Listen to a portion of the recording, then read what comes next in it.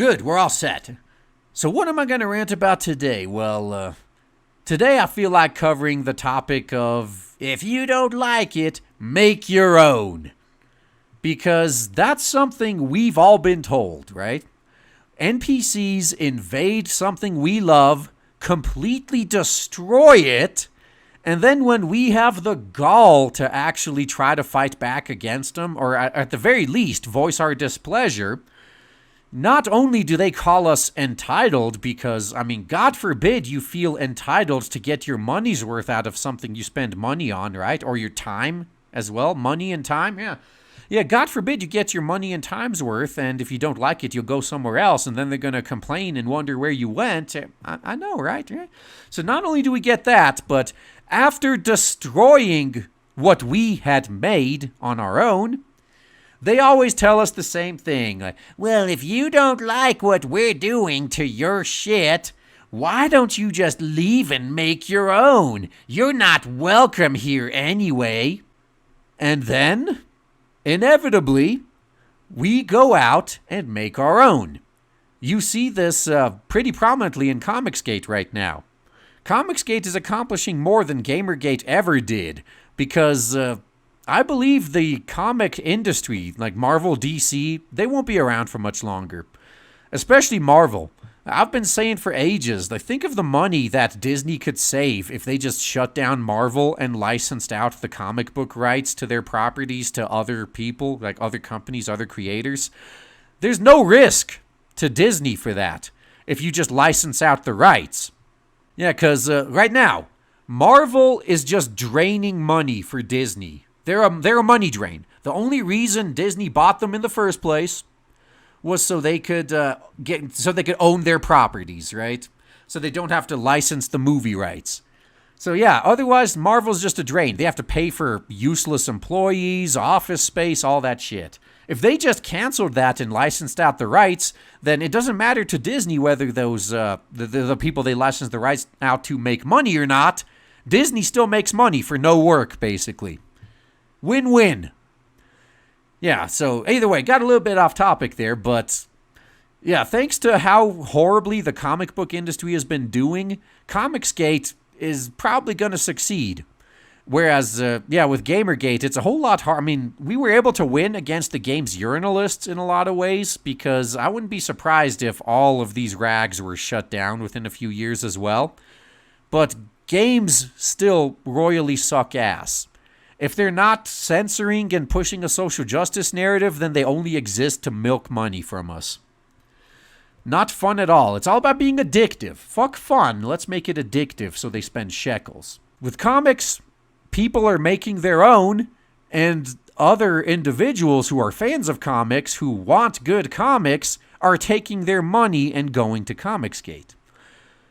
So, pretty much the industry said, if you don't like what we're doing, who are you? You haven't put out any comic books. Who are you to talk? Why don't you make your own? So they did. They made their own. And the response when Diversity in Comics first put out Jawbreakers was, holy shit, he's making his own. Shut him down. Shut him down. Almost sounds like you don't actually want that competition, do you? Because you know what's going to happen. But too late. He's here. He's probably not queer. He's got kids, so he's going to stay, so get used to it, right? So Comicsgate made their own, and I can guarantee you now, all these SJWs from the comic book industry, as they collapse, are going to try to bust into Comicsgate now. It's going to be pretty hard for them to do, since there is no organized structure and everyone's kind of an independent actor in there. Because, yeah, sure, if you get on Ethan Van Sciver's show, you could probably make a couple thousand extra bucks off of your comic. But if you don't make most of that money on your own, it's not going to come to you, man. So it's going to be pretty hard for them to infiltrate unless they can make good product. And as we all know, SJWs can't make good products. And this is especially funny because I believe it was Gail Simone that was saying that, even if Trump loses the election, we're going to remember who you are if you voted for him. Obviously making a threat, right? If you vote for Trump, you're not welcome in this industry. It's a very small industry, after all. The Mean Girls Club runs the whole thing. They all talk. They all know each other. If you piss off one of them, you're never working in the industry again. It wasn't even a veiled threat. It was a flat out in the open threat. But all I have to say is this goes both ways. Because when the pendulum is about to swing in the other direction and we make our own and we're the ones that are gatekeeping the industry now because it's our industry that we built from the ground up, we have the rights to keep parasites out, thank you very much. And you are trying to come in, we'll look at you and say, we remember what you did. Because thankfully we have social media now, right? These people are so secure. They feel so safe and secure just broadcasting their hate and bigotry out there all over social media that when the pendulum swings back the other way, you know what they're going to try to do? They're going to try to delete everything they ever said, and they're going to try to just stealthily just slink back into the crowd and blend in. Like, oh, I was with you guys all along. I was just afraid to speak up for my own career. Yeah, no. You broadcasted how you really feel under your real name all over social media when you thought you were in charge. When you thought you had all the power. You held it over the rest of us and said, you're never going to work in this industry again. So if you want any hope of doing this for a living, you need to make your own. And we're not going to forget that. Again, you could try to hide. You could try to pretend you changed. But no, we remember who you are and what you did.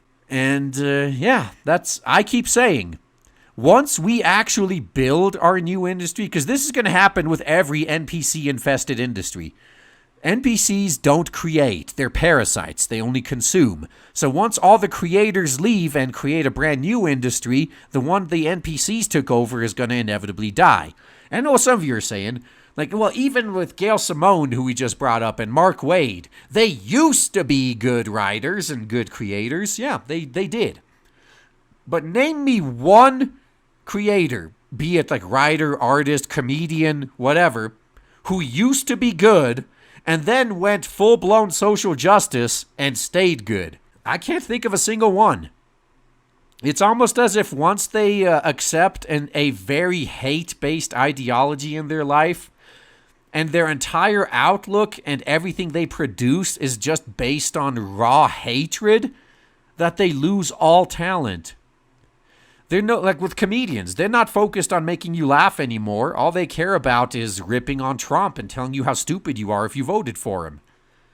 Same thing with these comic writers. Yeah. So inevitably, these parasites are going to sink the current industry, and then with nowhere else to go, they're going to show up to the new industry that we made ourselves from scratch because they kicked us out of the previous one, and they're going to demand to be let in. And when they do, I don't know if I can speak for everyone else, but I personally, when I see this, once they come up and demand to be let in, I'm going to look down to them and say the same thing they told me. You're not welcome here, and if you don't like the way we do things, go make your own.